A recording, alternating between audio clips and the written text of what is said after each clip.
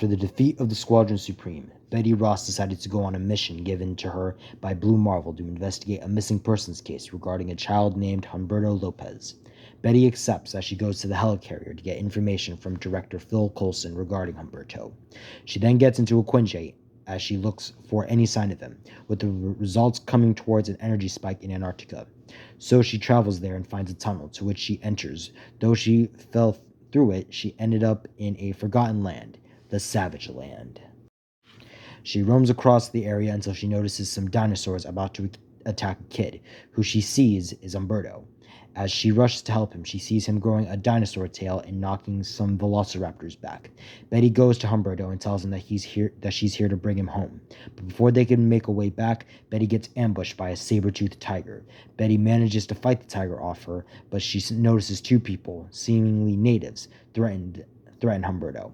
She attacks the two natives, but is outmatched by their agility and gets defeated.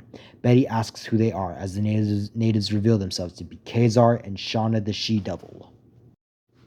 After some hours of discussing, Kazar reveals that there is an enemy known as the Corruptor, who is poisoning the Savage Land, and he would use his land as his own domain to rule, to commit violence. Betty decides to go after this Corruptor, with Humberto following her. Despite Betty telling him he can't go with her, Humberto still follows her. As they travel deep into the Savage Land, they find the Corruptor as he is an obsidian-like rock with a red spiral attached to it, with him greeting the two and acknowledging Humberto.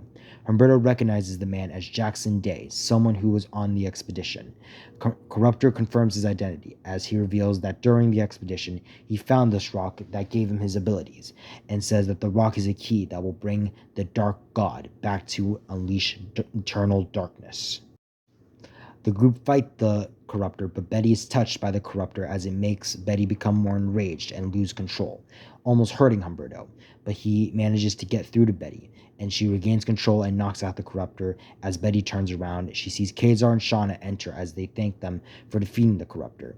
Betty grabs the rock, and as she does, markings begin to appear on her body. She quickly drops it. As the markings glow with cosmic energy, Betty processes what just happened. The rock then glows as it constructs a sword as hard as vibranium. Betty calls in S.H.I.E.L.D. and informs them of what has happened. As she tells them she will be heading back with Humberto and bringing in Corruptor. Humberto corrects her, saying his code name is Reptile. Some hours later, S.H.I.E.L.D. comes in and apprehends the Corruptor and puts the rock in a container. Humberto goes with Coulson as he tells him that his parents have gone missing since the expedition. Back in New York, Betty thinks about what the Corruptor said about the Dark God, and if Corruptor is telling the truth. On the S.H.I.E.L.D. helicarrier, a group of scientists try to determine what the rock is, as they scan the spiral on it, which generates a 5-letter word on the computer, though it is intranslatable at the moment. Though they were not able to translate, they can determine that the energy readings coming from the rock are very similar to that of Venom, Carnage, and other symbiotes. Suddenly, a portal opens as a blaster fires at the scientists, killing them.